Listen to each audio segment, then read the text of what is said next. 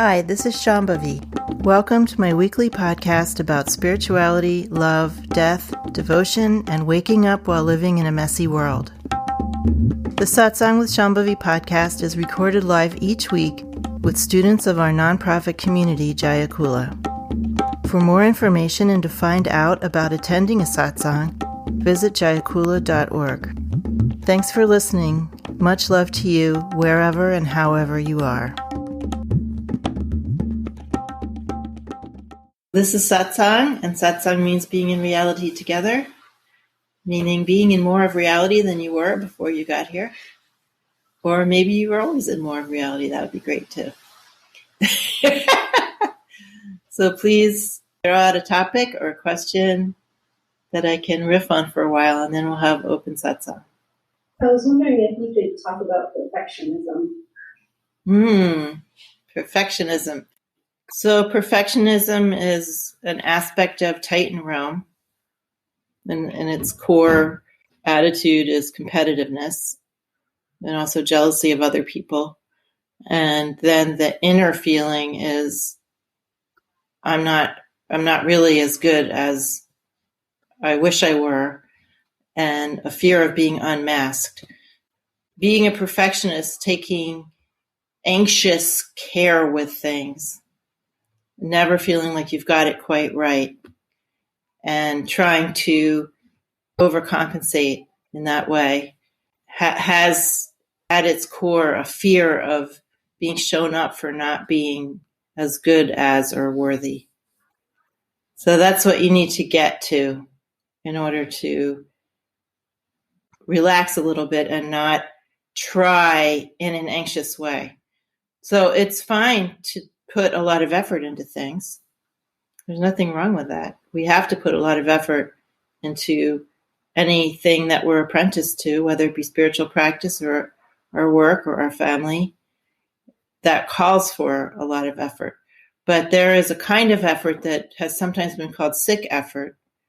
And sick effort means effort driven by the anxiety to prove oneself in some way and stave off or protect oneself from the fear of being caught out at being lesser than, even but caught out by oneself. You know, the kind of perfectionism that's sort of aware of what it's doing, sort of aware of the anxiety that's driving it, aware of the fear of not doing well enough. And then there's another kind of over trying, over attention to being perfect or right about things that isn't aware and that might even have you fooled. Right? And so then you can get into this thing where you're doing it the best way and no one else is. And then you can also get into a lot of disparagement of other people for not doing as well as you're doing with something. So that's another aspect of that, of perfectionism. There's a lot of different flavors of it, is what I'm trying to say. And the idea is that you let yourself feel the uncertainty about yourself that is really at the core of that, and make friends with it. I think one of the great helpmeets or supports in spiritual life is recognizing that everyone has limitations. A lot of times we're just spending a lot of time trying to guard against our limitations being seen, guard against failure. And we're so focused on ourselves and the drama of us trying to protect ourselves from criticism that we barely even see what's happening with other people. So that not only causes us to be, lacking in concern for others, but it also causes us to miss out on a great source of solace, which is that we're really all in the same boat. We all have a unique configuration, but we all have limitations. We all have worries. We all have fears. We all stumble. We all are jerks at times. We all make mistakes. We all do and say the wrong thing sometimes, and we all fail sometimes. When we're so wrapped up in proving ourselves, we don't notice that. Oftentimes people who get to sort of the second layer of what you're calling perfectionism confess that they think everyone else is doing it better, which is absolutely untrue. It's just not true. there actually is no measure. So you never know where you are. People who are perfectionists, it could be human realm perfectionism or Titan realm perfectionism. But anyway, you always make up a measure. Well, I did this really well, or I did that really well, or I got these grades in school, or I had this accomplishment and this award, and somebody said this about me, and I did that. I know how much better it is or not as good it is. I have a scale. I have something to measure it. And those measurements are always just complete and utter fantasy. Complete and utter fantasy. Getting down to the actual feeling of uncertainty and making friends with that. And one of the ways to make friends with that is to realize that you're not alone in that. There's also a sense of humor helps with it too, because when we feel a lack of self-worth or uncertainty about our worth, we're very, very earnest, very serious about proving our worthiness. So we really need a sense of irony. And again, part of that sense of humor, sense of self-irony is thinking of the vastness of the creation and all the beings in it. Really, how could we know how good or bad we are at anything? Right? I mean, there's just literally no measure. So there's no point to all that self-measuring. And we have to be comfortable. We have to get comfortable stumbling. We have to get comfortable making mistakes. We have to get comfortable being wrong. We have to get comfortable being called out for being wrong. We have to get comfortable just being normal human beings. Neither here nor there, neither great nor terrible. Don't know where I am, don't know how good I am or not good I am. If we go a little bit more down this track, the things that we are trying to prove about ourselves are entirely self-referential and self-concerned and egoic. I'm the smartest. I know more about wine than everybody. I am the best at this or the best at that. Or everyone's doing it wrong and I'm the only one doing it right. Whatever it is that you're trying to prove is so self-referential, so beside the point. Nothing to do with spiritual life at all, or anything that will bring you lasting happiness. Nothing.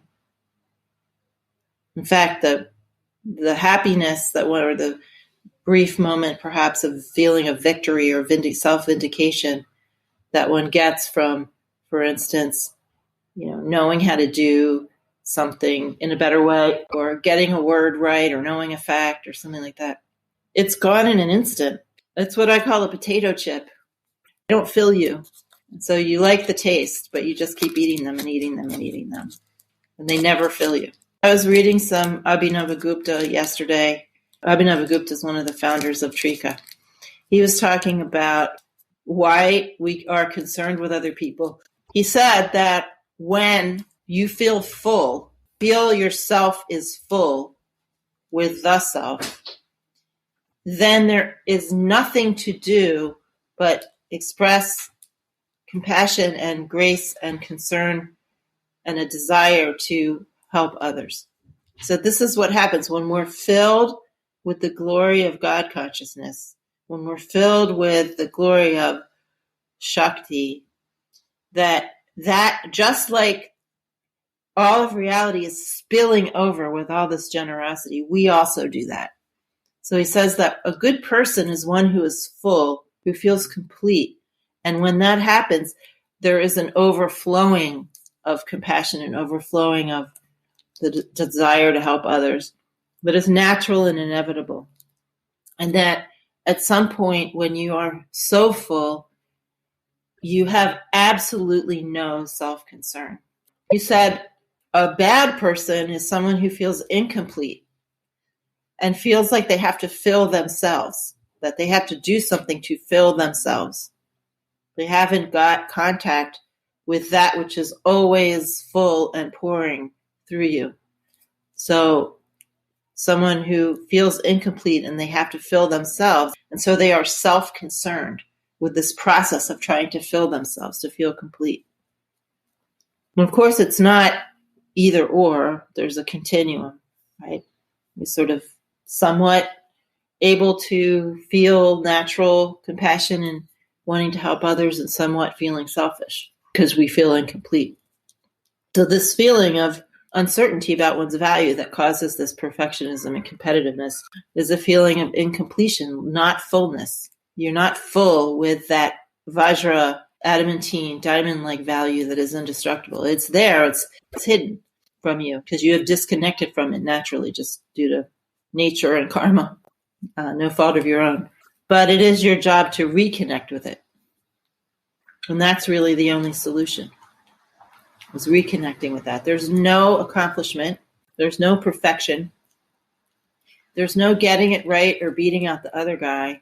None of that is going to solve your problem of your anxiety about yourself. Absolutely none of it. It's literally just eating junk food over and over and over and over and over again. Even less nutritious than a potato chip. At least a potato chip has some potassium or something. I don't know. Has some fiber.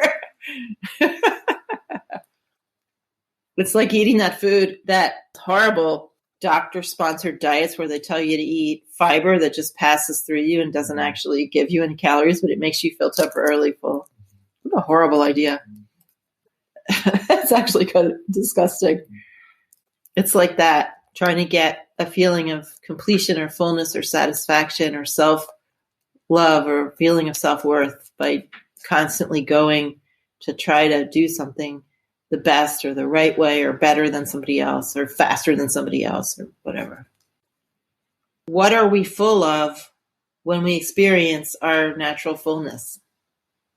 What is replete? What is complete? So we don't actually lack anything. We aren't actually incomplete or we aren't needing filling. We have just lost remembrance of our real nature, which we are always full of. How could we not be full of our own nature? But we've just lost remembrance of that due to the natural process of creating all these unique beings. What we are full of, you could say on one level, we're full of consciousness and enlightened awareness and energy, creative energy. But that's very kind of like, I think, almost clinical. And it's hard to connect to. So when I was doing sadhana years ago, I realized through that experientially that the fundament of reality is actually wisdom, virtue, benevolent wisdom. That it has aspects, for instance, compassion and friendliness and curiosity, this incredible intelligence. There's a distinction between the intelligence of small mind, no matter how smart one is, and the sort of vast natural intelligence of the mind of God. It's just so different feeling. It has no rigidity, no limitation. And there's also a really profound expression of gladness and wonder and amazement and just sweetness, goodness. All of these things, these words, are what you encounter once you are open not just to the physical body and the energy body, but also to what's called the wisdom body. You can experience these things directly. I mean, I did, so I'm assuming you can too.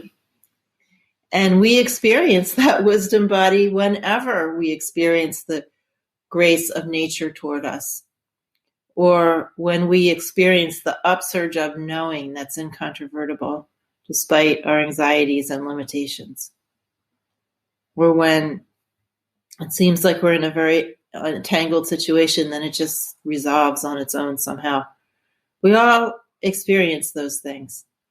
Being able to learn from and grow within and because of very difficult situations. That's another way that we experience the benevolence of even very difficult circumstances. We all have these experiences in our everyday lives, and if we didn't have this experience, we wouldn't be looking for anything. We wouldn't know what we were looking for.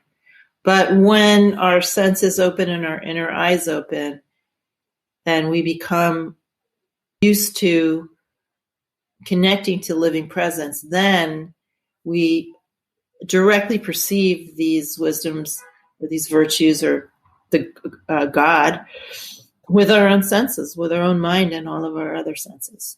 So this is the fruit of practice to experience this. It's hard with our materialist mindset to kind of wrap ourselves around this idea that reality is actually made of wisdom and not of material. But that's the fact. And the wisdom is actually producing the experience of material. Just like on a more materialist level, the atomic particles in our body are producing an experience of a solid body, even though our body is mostly empty space, just from a scientific perspective. The fact that we have these atoms and subatomic particles that have lots of empty space between them and they're producing a sense of a solid body is exactly the same as wisdom producing the experience of all this. It's exactly the same process because everything works the same way all the way through reality. Everything that's happening here on a gross level has its exact corollary in more subtle ways.